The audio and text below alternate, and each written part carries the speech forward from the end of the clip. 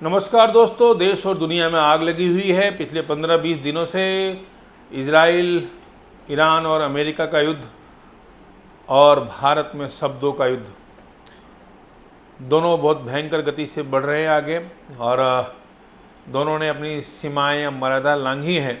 उसका परिणाम देश दुनिया के युद्ध को तो भारत सहित पूरे विश्व की अर्थव्यवस्था को झेलना पड़ रहा है, पर जो भारत में शब्दों का युद्ध चल रहा है वो भी कम खतरनाक नहीं है। पहले हम दुनिया की बात करते हैं, भारत, इजराइल और अमेरिका और ईरान। भारत इस युद्ध में किसी भी युद्ध का पार्ट नहीं है। भारत ने बहुत स्पष्ट कहा है कि भारत हर प्रकार की किसी भी राष्ट्र की संप्रभुता की रक्षा का सम्मान करता है। साथ ही भारत किसी भी आतंकवादी गतिविधि का समर्थन नहीं करता है। इसके साथ ही देश की जो हमारी एक बहुत बड़ा मुगल वायरस लोग हैं, मुगल वायरस से ग्रसित लोग हैं, वो लोग इस देश को इस दुनिया के युद्ध का एक पार्ट बनाना चाहते हैं जिससे भारत का नुकसान हो।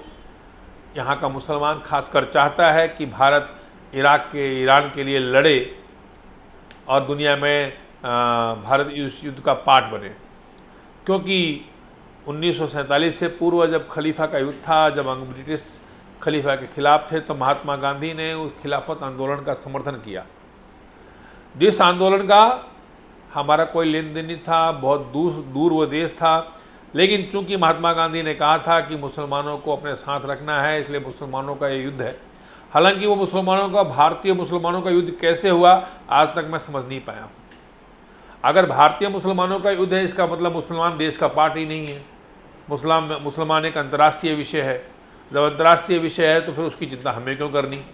लेकिन महात्मा गांधी ने खिलाफत आंदोलन के समर्थन में लोगों को खड़ा किया, और उसका परिणाम हमने केरल के मालाबार हिल्स में मोपला कांड के नाम पर जानते हैं कि यहाँ पर हजारों हिंदुओं को काट दिया गया और वहाँ पर हजारों माँ बहनों का बलात्कार किया गया, उनका धर्म परिवर्तन कराए गए। यही नहीं, उन जिन मुसलमानों के लिए हमने खुश करने के लिए खिलाफत आंदोलन में साथ दिया, उन्हीं मुसलमानों ने मेरे देश का विभाजन कर दिया, और उस विभाजन के नाम पर दसियों लाख लोग की हत्याएं हो गई, लाखों महिलाओं का बलात्कार हो गया, लाखों महिलाएं बिछड़ गई अपने परिवारों से। ऐसा भीभत्स दृश्य था 1947 का। तो हमको ना तो पहले फायदा हुआ और ना आज फायदा होने वाला है। इसलिए मोदी जी के नेतृत्व में भारत ने तय किया कि हम इस युद्ध का पार्ट नहीं है।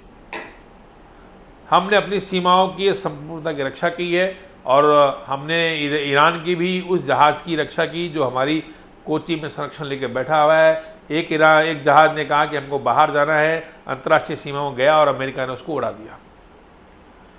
अमेरिका जैसे ताकतवर देश के सामने भी भारत जैसे देश ने अपने दृढ़ इच्छा शक्ति के साथ कोची में ईरान को जहाज़ को संरक्षण दे रखा।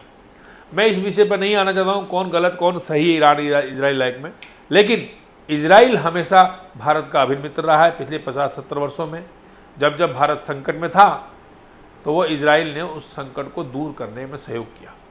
लेकिन ईरान से भी हमारा सदियों पुराना नाता है। लेकिन हमारा नाता कौन सा?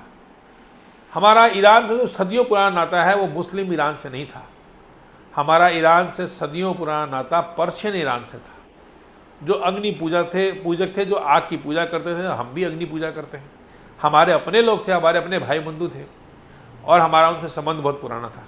चूँकि ईरान में रेजिम बदल गया, वहाँ पर पूरी तरह इस्लाम आ गया, लोग वही थे, तो लोगों के साथ हमारा एक सम्मानजनक व्यवहार बना रहा। लेकिन ईरान ने जब कभी मुस्लिम कंट्री के साथ हमारा कोई विवाद होता था, खासकर कश्मीर को लेकर, तो ईरान हमेशा कश्मीर के मामले में भारत के अगेंस्ट रहा। फिर भी कई बातों को अंतर्राष्ट्रीय स्तर पर कई बार अनदेखी करनी पड़ती है। भारत अनदेखी क्यों, उसके कई चर्चाओं पर कभी आगे करेंगे। अब बात करते हैं भारत की। भारत में भी पिछले 1.5 माह से शब्दों का एक युद्ध चल रहा है। यह युद्ध बहुत खतरनाक है, और इस युद्ध की शुरुआत हुई यूजीसी गाइडलाइंस, जो हमारे केंद्र सरकार के अंतर्गत आने वाली यूजीसी ने गाइडलाइन जारी की। वो गाइडलाइन क्या थी?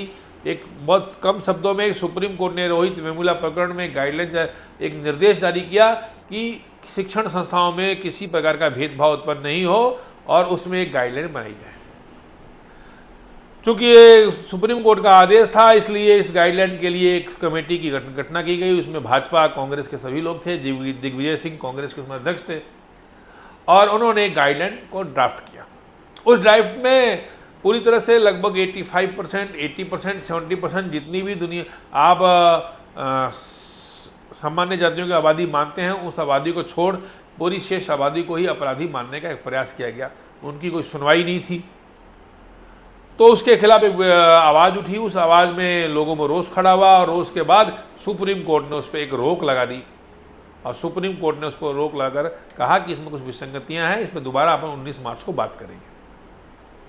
19 मार्च आने वाला है, लेकिन हम जानते हैं 2027 में यूपी का चुनाव होने वाला है, और भारत की सत्ता यूपी के गलियारों से जाती है। तो देश का माहौल बिगाड़ने के लिए तथाकथित जातिवादी लोग सुप्रीम कोर्ट के आदेश के बाद भी समाज में जहर घोलने का प्रयास कर रहे हैं, और समाज में जहर इस स्तर तक कि जिस दीदी साध्वी दीदी रंबरा मां ने अपना जीवन हिंदुत्व के लिए न्यौछावर कर दिया, ऐसी बच्चियां जिनके माँ बाप नहीं थे, उन बच्चियों के लिए एक बड़ा सुंदर पालन पोषण की व्यवस्था की। मैं उस आश्रम में गया हुआ हूँ, मैं कई तरह के अनाथालयों में गया हूँ, पर मैंने उस आश्रम के बच्चों के चेहरे पर कभी भी ये भाव नहीं देखा, दया का, मतलब उनके चेहरे पर ये भाव नहीं देखा कि वो कुछ मांगते हों आपसे। उन बच्चों को स्वाभिमान पूर्वक खड़ा किया। आप और अनाथालय में जाइएगा, आपको दिखेगा ये बच्चे का चेहरा ऐसा बना देते हैं कि आप कुछ ना कुछ देकर जाइए। ऐसे सेवा करने वाली दीदी की मां के ऊपर कुछ जातिवादी कीड़ों ने अपनी मर्यादाओं को पार करते हुए उन पर बहुत हल्के शब्दों का प्रयोग किया। और मैं कहता हूं, किसी हिंदू के लिए, अगर आप कहते हैं कि मैं स्वर्ण हूं तो स्वर्ण ज्ञानी है ना आप, किसी हिंदू के लिए किसी भी स्त्री पर इस तरह का किया गया शब्दों का वार, यह ठीक नहीं। और वो दीदी है, 1990 1992 की कार सेवा का, मैंने तो 1992 की कार सेवा का जब सुना था तो उस समय साध्वी रंबरा जी का कितनी परिश्रम की थी। मैं उनकी कथाओं में, मैं उनके आश्रम में भी गया, लेकिन उनके ऊपर भी गंदे शब्दों का प्रयोग किया। और जिस यूट्यूबर हैंडलरों ने गंदे शब्दों का प्रयोग किया, पर जो दूसरा पक्ष जो बैठा है, राष्ट्रवादी खेमे के अंदर बैठा है, वो भी एकदम ब्लाइंड होकर बैठा है, अंधा होकर बैठा है कि वो सामने वाले का कोई खोज भी नहीं करता है। वो देख रहा है सामने वाला पक्ष जो है, उसने ये कहा, और ये कहते ही सोशल मीडिया पर और पोस्टें डालनी, शब्दों के वाण चालू हो गए, इसलिए यूजीसी की आवश्यकता है, ये देखो कैसे समाज को पीड़ित कर रहे हैं। अरे वो तो भला मानस ये है कि यूजीसी के चक्कर में उन्होंने आपसे बेटियां नहीं मांगी है, ऐसी ऐसी पोस्टें लिख रहे हैं। लेकिन क्या आपने उस इंडियन रॉबिन की रिसर्च किया, वो कौन है? मैं इंडियन रॉबिन, जिसने सबसे पहले दीदी माँ के लिए कुछ कहा, उसकी साइट पर गया तो वो साइट को बंद करके भाग गया, जो उसका नाम है। मुझे लगता नहीं है कि उसने कभी जीवन में हिंदुत्व और इस राष्ट्रवाद के लिए कोई भी पोस्ट डाली होगी। फिर मैं जब दीदी माँ का वो वीडियो ढूंढ रहा था, जिसमें दीदी माँ ने कहा कि हम किसी भी प्रकार का जो भेदभाव है, बाध्यता है, वो नहीं होना चाहिए समाज में, और ऐसा कोई है तो उसको हमको घर में बैठ के उसको संभालना चाहिए, ठीक करना चाहिए, पर हमारे नेतृत्व को सार्वजनिक मंचों से कोसना नहीं चाहिए। उसी मंच पर सोशल मीडिया इन्फ्लुएंसर काजल सिंगला जी भी थी, उन्होंने भी अपनी बात कही और यूजीसी के बारे में बात कही, बहुत सभ्य शब्दों में बात की। उन्होंने कहा कि एक राजा का निर्णय था, गलत निर्णय से समाज को बांट दिया। अब क्योंकि काजल सिंगला जी ने भी सोशल मीडिया के मंच से बात की थी, सार्वजनिक मंच से, इसलिए दीदी को भी सार्वजनिक मंच से जवाब देना था। दोनों के शब्दों में कहीं कोई कमी नहीं थी, कोई गलतियां नहीं थी।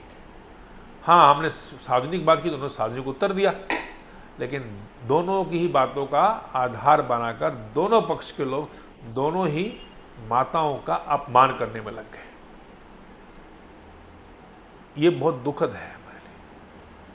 इतनी पीड़ा है कि हमने जिनको 50-70 वर्षों में गर्व से हिंदू कहना सिखाया, जब हम एक्सीडेंटल हिंदू हुआ करते थे, उससे आगे बढ़कर आज हम गर्व से हिंदू हैं ये कहना सीख गए हैं और उसको मानने लगे हैं, तब जाकर हम हिंदुत्व के उन पुरोधाओं का चरित्र का हनन करने लगे हैं।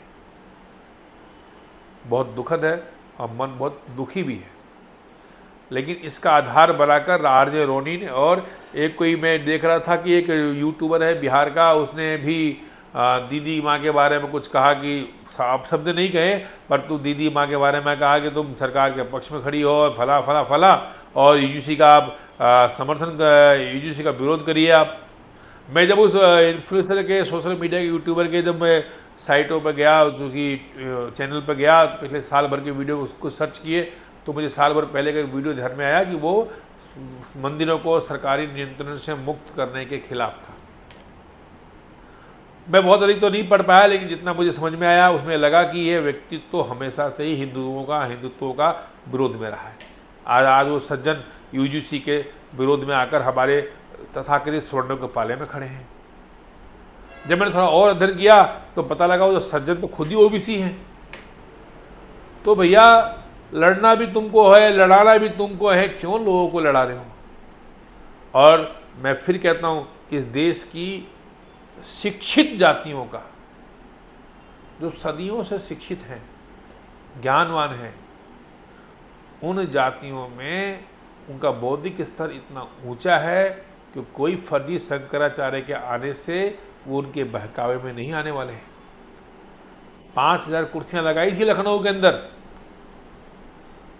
500 लोग नहीं पहुंचे। उन 500 में से तो उनके 100-150 चेले थे।